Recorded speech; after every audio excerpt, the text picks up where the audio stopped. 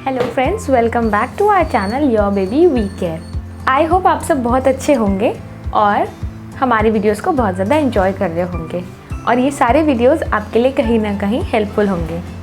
इन्हीं वीडियोस में से एक बहुत ही अच्छा वीडियो जो आपके बहुत ही ज़्यादा यूज़फुल है, ऐसा वीडियो मैं लेकर आपके पास फिर से आ गई हूँ।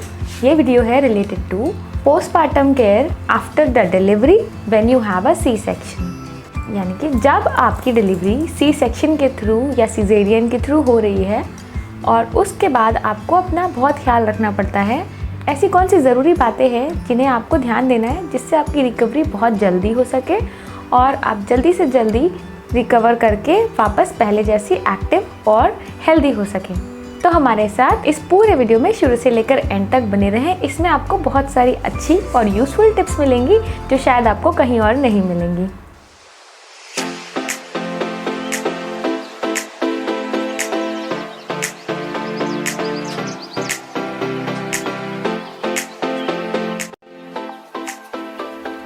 हेलो फ्रेंड्स, तो आज मैं आपके लिए लाई हूँ टोटल 12 इम्पॉर्टेंट पॉइंट्स जिन्हें आप अपना कर अपना बहुत अच्छे से ख्याल रख सकते हैं अगर आपकी डिलीवरी सी सेक्शन हुई है और साथ ही साथ अगर आपके पास डिलीवरी के बाद कोई भी अवेलेबल नहीं है, यानी कि आपकी डिलीवरी के टाइम पर, क्योंकि आजकल कोरोना वायरस बहुत फैला हुआ है तो फैमिलीज़ का भी ज़्यादा मिलना जुलना पॉसिबल नहीं हो पा रहा है। तो इसी से रिलेटेड मैं ये वीडियो लेकर आपके लिए आ गई हूँ और मैं होप करती हूँ कि ये 12 पॉइंट्स आपके लिए बहुत ज़्यादा हेल्पफुल रहेंगे। जैसा कि ड्यूरिंग प्रेगनेंसी बोला जाता है कि आपको बहुत सारा पानी पीना है, प्रेगनेंसी के टाइम पर होने वाले दर्द से भी रिलीफ दिलाने में बहुत हेल्पफुल रहता है। उसी तरीके से जैसे ही आपकी डिलीवरी हो जाती है उसके बाद भी आपको डिहाइड्रेट नहीं होना है और आपको अपना वाटर इनटेक जारी रखना है या उसे बढ़ा देना है। पानी ज़्यादा लेने से एक तो आपकी बॉडी की मेटाबॉलिक एक्टिविटीज़ बढ़ जाएंगी और साथ ही साथ आपकी बॉडी सून रिकवर करेगी और आपको जल्दी वेट लॉस करने में भी बहुत हेल्पफुल रहेगा। और क्योंकि आपको आफ्टर डिलीवरी ब्रेस्ट फीडिंग करानी है तो ब्रेस्ट मिल्क का 90% कॉम्पोजिशन वाटर होता है, इसलिए आपको वहाँ पे भी पानी पीने की ज़्यादा ज़रूरत है। तो आपको सबसे पहला जो नंबर 1 है, जिस बात को आपको गांठ बांध के रख लेनी है, वो ये है कि आप पानी को लगातार जारी रखें। और अगर आप ज़्यादा अच्छे से पहले से ही पानी पी रहे हैं तो ऐसा ना हो कि डिलीवरी के बाद आपने पानी पीना कम कर दिया है, क्योंकि वो आपकी रिकवरी के लिए भी बहुत ज़रूरी है, ब्रेस्ट फीडिंग के लिए भी बहुत ज़रूरी है और आपके वेट लॉस के लिए भी बहुत ज़रूरी है। तो आप अपना पानी का इंटेक बिल्कुल भी कम ना होने दें, बल्कि उसे बढ़ाएं। सेकेंड इम्पॉर्टेंट पॉइंट है कि जब आपकी सी सेक्शन डिलीवरी हुई है उसके बाद आपको बिल्कुल एक्टिव रहना है। आई नो, सुनने में थोड़ा अजीब लगता है कि सी सेक्शन की डिलीवरी के बाद आप एक्टिव कैसे रह सकते हैं, आपको तो बेड रेस्ट करना होगा, बॉडी में बहुत परेशानी होती है, इतनी ज़्यादा प्रॉब्लम के साथ आप कैसे एक्टिव रह सकते हैं। बट यही की है, अगर आप सी सेक्शन डिलीवरी के बाद एक्टिव रहते हैं, बेड रेस्ट पे नहीं रहते हैं, तो आप बहुत जल्दी रिकवर करते हैं। तो जस्ट आफ्टर डिलीवरी आपको 1 डे आई थिंक वो बेड रेस्ट पे रखते हैं और उसके बाद आपको तुरंत एक्टिव होने को सजेस्ट किया जाता है ताकि आप जल्दी से जल्दी रिकवर कर सकें और कहीं पे भी आपकी बॉडी में ब्लड क्लॉट ना हो, यानी कि इकट्ठा ना हो। और जब अगर ब्लड इकट्ठा हो जाता है तो फिर आपको रिकवर करने में बहुत प्रॉब्लम होती है। इसीलिए बोला जाता है कि आप डिलीवरी के बाद तुरंत एक्टिव हो जाएँ और कुछ छोटी छोटी एक्टिविटीज़ में अपने आप को लगाएं, जैसे कि आप अपने बेबी का ख्याल खुद से रखें, आप अपना पर्सनल केयर खुद से करें। कोई छोटे छोटे काम है उनके लिए आप खुद से जाएं, प्लस छोटी सी वॉक कर सकते हैं आप in the periphery of your hospital या फिर जो भी एरिया जहाँ पे आप हैं, जहाँ पे आपकी डिलीवरी हो रही है, उस एरिया में आप छोटा सा वॉक कर सकते हैं। और कुछ छोटी छोटी सी एक्टिविटीज़ में अगर आप इन्वॉल्व रहते हैं तो आपकी रिकवरी भी बहुत जल्दी होगी। तीसरी इम्पॉर्टेंट चीज़ है कि जब आपकी डिलीवरी हो जाती है उसके बाद आपको कुछ एक्सरसाइजेस बताई जाती हैं। और जैसे ये एक्सरसाइजेस आपको सुनने में लगेगा कि सी सेक्शन की डिलीवरी के बाद एक्सरसाइज करना पॉसिबल भी है क्या, बट हाँ, ये एक्सरसाइजेस बहुत नेसेसरी हैं। ये बेसिक एक्सरसाइजेस होती हैं और बहुत ही स्पेशलाइज्ड एक्सरसाइजेस होती हैं। आप अपने डॉक्टर से पूछ सकते हैं, जनरली डॉक्टर सजेस्ट करते ही हैं। अगर आपके हॉस्पिटल में कोई फिजियोथेरेपिस्ट है तो वो आपको ज़रूर इस बारे में सजेस्ट करेंगे कि आपको आफ्टर डिलीवरी कौन सी एक्सरसाइजेस करनी है। अदरवाइज़ मैं बहुत जल्द एक वीडियो लेकर आने वाली हूँ जिनमें ये डिस्कस करने वाले हैं कि ऐसी कौन सी सिंपल एक्सरसाइजेज हैं जो आपको सी सेक्शन डिलीवरी के बाद ज़रूर करनी चाहिए। तो आप उस वीडियो को भी ज़रूर देखें। इन एक्सरसाइजेस का मेन फोकस होता है आपके एब्डोमिनल एरिया पे, जहाँ पे आपका इंसिजन हुआ है, वहाँ पर आपको कुछ एक्टिविटी रेगुलर रखनी चाहिए। डॉक्टर्स ये सजेस्ट करते हैं कि उसको आप मोशन में रखेंगे तो वहाँ पे पकने का या फिर वहाँ पे ब्लड क्लॉट होने का कोई भी चांस नहीं रहेगा। और इसके साथ ही साथ आपको आगे कोई प्रॉब्लम नहीं होती है। इसीलिए डॉक्टर्स आपको तुरंत कुछ ना कुछ एक्सरसाइजेस सजेस्ट करते हैं और वो एक्सरसाइज आपको ज़रूर करनी चाहिए विदाउट फेल। पॉसिबल हो तो हर दिन, क्योंकि ये एक्सरसाइजेस आपको 2 दिन या 3 दिन बाद से ही सजेस्ट की जाती हैं और आप उन्हें करना बिल्कुल ना भूलें। चौथा इंपॉर्टेंट पॉइंट है कि फ्रेंड्स, आपकी डिलीवरी सी सेक्शन के थ्रू हुई है और सी सेक्शन में एक बहुत बड़ा सा इंसिशन आपके टमी एरिया में लग जाता है, तो उसमें कुछ टाँके लगाए जाते हैं, यानी स्टिचेस होते हैं। अब अगर आप उसे पानी में गीला करते हैं तो वहाँ पे इन्फेक्शन के चांसेस होते हैं, इसीलिए डॉक्टर्स वहाँ पे एक वाटरप्रूफ बैंडेज लगा के देते हैं। बट आपको ये सजेस्ट किया जाता है कि आप जब तक वो बैंडेज निकल ना जाए तब तक आप नहा नहीं सकते, यानी कि आपको बात नहीं करना है। और उसी बीच में सिर्फ आपको सजेस्ट किया जाता है कि अगर आपको क्लीनलीनेस के लिए चाहिए तो आपको सिर्फ स्पॉन्ज बाथ लेना है और उसमें पूरा ध्यान देना है कि आपके ये टाँके बिल्कुल भी गीले नहीं हो। अगर वो गीले हो जाते हैं तो इन्फेक्शन हो सकता है और इन्फेक्शन होने के बाद आपको बहुत ज़्यादा प्रॉब्लम हो सकती है, दोबारा भी ऑपरेशन करने की नौबत आ सकती है। तो आपको इस बात का बिल्कुल ध्यान देना है कि आप इन टाँकों को बिल्कुल भी गीला ना होने दें। हाँ, कुछ दिन नहीं नहाएंगे तो चलेगा, लेकिन नहाने से पहले आपके डॉक्टर से ज़रूर आप सजेशन ले लें कि क्या आप फिट हैं नहाने के लिए, और टाँके जब रिमूव हो जाए उसके बाद ही आप नहाएं। और क्योंकि आपके पास टाँके लगे हुए हैं और इसी से रिलेटेड बहुत ही अच्छी टिप मैं आपके लिए लेकर आई हूँ। अब इन टाँकों को हील करना है। जब आपकी बैंडेज निकल जाती है उसके बाद आप वहाँ पर एक एक्स्ट्रा वर्जिन कोकोनट ऑयल का यूज़ कर सकते हैं। बाकी अगर आपके डॉक्टर ने कोई ऑइंटमेंट दिया है तो आप उसे लगाएं, अदरवाइज अगर आप कोकोनट ऑयल यूज़ करेंगे तो वो स्टिचेस आपके बहुत जल्दी हील करेंगे और वहाँ पर इचिंग भी नहीं होगी, क्योंकि ऐसे एरिया में आपको इचिंग बिल्कुल भी अलाउड नहीं होती है। और साथ ही साथ उसी एरिया में आपको स्ट्रेच मार्क्स भी होते हैं, तो वहाँ पर भी आपको इचिंग नहीं करनी है और उससे रिलीफ पाने के लिए आपको कोकोनट ऑयल बहुत हेल्पफुल रहेगा। तो अगर आपको मेरी ये टिप पसंद आई है तो प्लीज़ एक छोटा सा लाइक कर दीजिए, ये हमारे चैनल को ग्रो होने में बहुत हेल्पफुल है। तो जैसा कि आपको पता ही है कि जब आपका बेबी डिलीवर होता है उसके बाद उसकी खाने पीने की, उसकी फीडिंग की जिम्मेदारी आपकी होती है और इसमें आपको ब्रेस्ट फीडिंग करानी होती है। तो अगर आपको ब्रेस्ट फीडिंग से रिलेटेड कोई समस्या नहीं है तो आपको जितना ज़्यादा से ज़्यादा हो सके उतना अपने बेबी को ब्रेस्ट फीड कराना है, क्योंकि अगर आप ब्रेस्ट फीड कराते हैं तो आपकी बॉडी रिकवर भी जल्दी करती है और साथ ही साथ वेट लॉस भी जल्दी करती है। इसीलिए आपको अपने बेबी को ब्रेस्ट फीड कराना है और ये आपके लिए, आपकी खुद की रिकवरी के लिए भी बहुत ज़रूरी है, आपके बेबी की इम्यूनिटी के लिए भी बहुत ज़रूरी है। तो आप ब्रेस्ट फीडिंग कराना बिल्कुल ना भूलें। अगर आपको कोई प्रॉब्लम है रिलेटेड टू ब्रेस्ट फीडिंग तो आप उससे रिलेटेड हमारा एक वीडियो सीरीज़ है जो कि आप ज़रूर देख सकते हैं। वो वीडियो सीरीज़ आपके लिए बहुत हेल्पफुल रहेगी। उसमें हमने ये डिस्कस किया है कि हम अपने ब्रेस्ट मिल्क सप्लाई को कैसे इंक्रीज कर सकते हैं, कौन से ऐसे इंपॉर्टेंट सुपर फूड्स हैं जिनको लेना चाहिए, और एक ब्रेस्ट फीडिंग मॉम के लिए एक आइडियल डाइट प्लान क्या होना चाहिए, और साथ ही साथ पंपिंग या ब्रेस्ट एक्सप्रेशन से भी रिलेटेड वहाँ पे काफ़ी इन्फॉर्मेशन है जो आपके लिए बहुत हेल्पफुल रहेगी। आप उस वीडियो को देखना बिल्कुल ना भूलें, उसका लिंक आपको डिस्क्रिप्शन बॉक्स में मिल जाएगा और साथ ही साथ हम उसे कार्ड पे भी लिंक कर देंगे।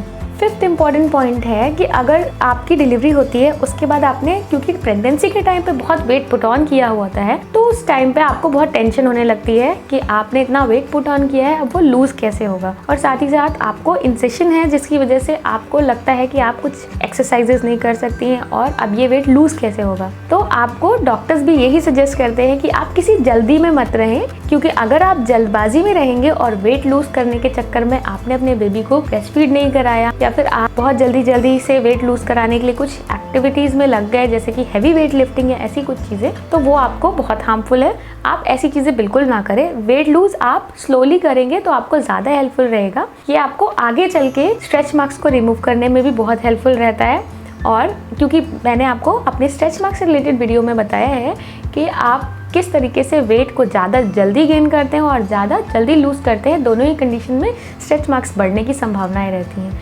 इसलिए आप वेट को बहुत जल्दी लूज करने की कोशिश ना करें। आप अपनी बॉडी को एटलीस्ट 6 मंथ्स का पूरा रिकवरी का टाइम दें। जनरली डॉक्टर्स भी सजेस्ट करते हैं अराउंड 20 वीक्स तक आपको अपनी बॉडी को प्रॉपर रेस्ट देना है। कोई भी ज़्यादा हैवी एक्सरसाइजेज नहीं करनी है। जो एक्सरसाइजेज डॉक्टर ने बताई हैं आपको सिर्फ वही एक्सरसाइजेज करनी है और उसके अलावा अपनी साइड से कोई ज़्यादा एक्सरसाइजेज नहीं करनी है। जब आपका बेबी 3 मंथ्स का हो जाता है उसके बाद आप अपने डॉक्टर से सजेशन ले सकते हैं कि क्या आप एक्सरसाइजेज स्टार्ट कर सकते हैं। वो आपको एनालाइज करेंगे कि आप अभी फिट हैं एक्सरसाइजेज करने के लिए या नहीं। अगर आप फिट हैं तो आपका डॉक्टर आपको एक गो अहेड दे देता है और आप वो एक्सरसाइजेज स्टार्ट कर सकती हैं। अदरवाइज अराउंड 5 मंथ्स या 6 मंथ के बाद आपकी बॉडी काफ़ी हद तक रिकवर कर चुकी होती है और फिर आप आराम से एक्सरसाइजेस स्टार्ट कर सकते हैं। आप वेट लॉस को लेकर बिल्कुल भी रश में ना रहे, क्योंकि ये आपके लिए काफ़ी नुकसानदायक हो सकता है। और वेट लॉस से रिलेटेड एक बहुत ही यूज़फुल वीडियो आपके लिए हमारे चैनल पर अवेलेबल है, आप उसे भी देखना बिल्कुल ना भूलें। उसे भी मैं अपने कार्ड में और डिस्क्रिप्शन बॉक्स में लिंक कर दूँगी। इसी से रिलेटेड एक बहुत ही इंपॉर्टेंट पॉइंट है, जब आपकी डिलीवरी हुई है उसके बाद आपको स्ट्रेच मार्क्स दिखाई देते हैं, तो आपको स्ट्रेच मार्क्स को लेके ज़्यादा परेशान नहीं होना है। बस आप सिंपल कोई मॉइस्चराइज़र या फिर कोकोनट ऑयल अप्लाई करते हैं या आप कोई बॉडी बटर अप्लाई करते हैं तो आपको स्ट्रेच मार्क्स में काफ़ी रिलीफ मिलेगा। और स्ट्रेच मार्क्स से रिलेटेड बहुत ही डिटेल्ड वीडियो हमारे चैनल पे अवेलेबल है, जो कि आपको ज़रूर देखना चाहिए। स्ट्रेच मार्क्स से रिलेटेड जितने भी कन्फ्यूजन आपके पास होंगे उस वीडियो को देखकर ज़रूर ख़त्म हो जाएंगे। आप उसे भी चेकआउट करना ना भूलें। 8th इम्पॉर्टेंट पॉइंट है, जो कि अक्सर हम अनदेखा कर देते हैं, अपनी नींद। क्योंकि डिलीवरी के बाद बेबी आपके घर में आया है तो आपकी स्लीप ज़रूर कॉम्प्रोमाइज़ होती है। रातों में तो बहुत ही मुश्किल होता है आपको एक कंटिन्यूअस स्लीप लेना, क्योंकि आपको ब्रेस्ट फीडिंग भी कराना है और आपका बेबी क्योंकि डिफरेंट एनवायरनमेंट में आया है तो वो भी बहुत रेस्टलेस होता है। तो इसी वजह से आपको प्रॉपर नींद लेना थोड़ा पॉसिबल नहीं होता है। बट इसमें आप अपने पार्टनर की हेल्प ले सकते हैं कि कुछ टाइम वो आपको हेल्प कर दे रिलेटेड टू फीडिंग। आप ब्रेस्ट मिल्क को पंप करके बॉटल में बेबी को दे सकते हैं या फिर आप स्पून और बोल के थ्रू भी बेबी को दे सकते हैं। तो रात की एक फीड हो सकता है तो आपके हस्बैंड दे सकते हैं, और रात में जब बेबी सो रहा है तो आप उसके साथ सोए। अगर वो फीडिंग के लिए उठता है तो आपके पार्टनर आपकी हेल्प कर सकते हैं, या अगर घर में कोई और भी अवेलेबल है तो वो भी आपकी फीडिंग में हेल्प कर सकते हैं। क्योंकि इस टाइम पे आपको स्लीप बहुत नेसेसरी है। आपकी बॉडी जितनी ज़्यादा अच्छे से रेस्ट लेगी उतना जल्दी रिकवर करेगी। तो स्लीप को आप बिल्कुल भी कॉम्प्रोमाइज़ ना होने दें। एक अच्छी नींद 7 to 8 आवर्स की हर दिन बहुत ज़रूरी है for the faster recovery of your body. तो आप नींद को बिल्कुल कॉम्प्रोमाइज़ नहीं होने दें। आप कोशिश करें कि जब आपका बेबी सो रहा है, अगर रात में पॉसिबल नहीं हो रहा, दिन में पॉसिबल है तो आप दिन में सोएं। और अपने विजिटर्स को आप ज़रूर लिमिट कर दें उस टाइम के लिए जब आपका बेबी नया नया आया है। शुरुआत में आपको बहुत सारे लोग मिलना चाहेंगे, बट आप उनसे रिक्वेस्ट कर सकते हैं कोई एक पर्टिकुलर टाइम के लिए या फिर कुछ ऐसे पर्टिकुलर डेज़ के लिए आप उनको कह सकते हैं। मान लीजिए आप सैटरडे संडे बोल सकते हैं उनको विजिट करने के लिए, या फिर आप दिन में दोपहर में आप लोगों को मना कर सकते हैं कि इस टाइम से इस टाइम तक मैं और मेरा बेबी सोना चाहते हैं, तो इस वजह से वो किसी और टाइम पर आए। तो उससे किसी को बुरा भी नहीं लगेगा और साथ ही साथ आप अच्छी नींद भी ले पाएंगे, और इस नींद के साथ आपकी फास्टर रिकवरी बहुत जल्द हो जाएगी। 9th इम्पॉर्टेंट पॉइंट है कि जैसे डिलीवरी होती है उसके बाद आपको बहुत सारे लड्डू या गर्म चीज़ें ऑफ़र की जाती हैं। क्योंकि आपकी सी सेक्शन डिलीवरी हुई है तो ऐसे गर्म लड्डू आपको दिए जाते हैं। कहा जाता है कि ऐसे लड्डुओं से ब्रेस्ट फीडिंग बहुत अच्छी होती है और ऐसे लड्डुओं से ब्रेस्ट मिल्क सप्लाई बहुत अच्छी होती है, आप फास्ट रिकवरी करते हैं। बट जब आपकी सी सेक्शन डिलीवरी होती है उस केस में डॉक्टर्स आपको ऐसी हैवी चीज़ें या ऐसी गर्म चीज़ें लेने से मना करते हैं, क्योंकि आपको इंसिजन है, उस वजह से आपको ये सारी चीज़ें मना की जाती हैं। और अगर आपको लेना भी है तो आप बहुत ही लिमिटेड क्वांटिटी में ये ले सकते हैं। अक्सर डॉक्टर्स ये सजेस्ट करते हैं कि हैवी घी, हैवी ड्राई फ्रूट्स या फिर गुड़, इन सारी चीज़ों से थोड़ा सा शुरुआत में परहेज़ करें। वो आपकी बॉडी के लिए ज़्यादा अच्छा है, क्योंकि अगर आप इतनी हैवी चीज़ें लेते हैं तो उसे डाइजेस्ट करना भी बहुत मुश्किल है, और शुरुआती टाइम पे आपको ऑलरेडी कॉन्स्टिपेशन की भी प्रॉब्लम होती है। तो इन सारी चीज़ों से शुरुआत में परहेज़ करेंगे तो आपके लिए ज़्यादा अच्छा रहेगा।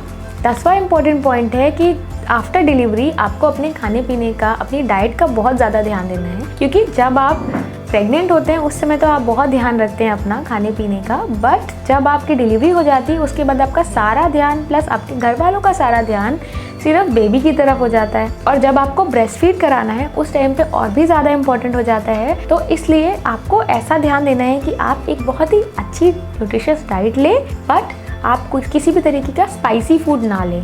तो आपको इस न्यूट्रिशियस डाइट में ये ध्यान देना है कि आप सिंपल और प्लेन फूड लें, जैसे कि प्लेन दाल हो गई, मूंग की दाल जनरली अच्छी मानी जाती है तो आप वो ले सकते हैं। कुछ फल सब्जियां ले सकते हैं और सिंपल रोटी ले सकते हैं। ऐसी चीज़ें अगर आप लेते हैं तो आपके लिए ज़्यादा अच्छा रहता है, क्योंकि अगर आप ज़्यादा स्पाइसी फूड लेते हैं और आपका पेट ख़राब हो जाता है, क्योंकि आप ऑलरेडी आपकी कॉन्स्टिपेशन का इशू हो सकता है आपको, क्योंकि आपका ऑपरेशन हुआ है।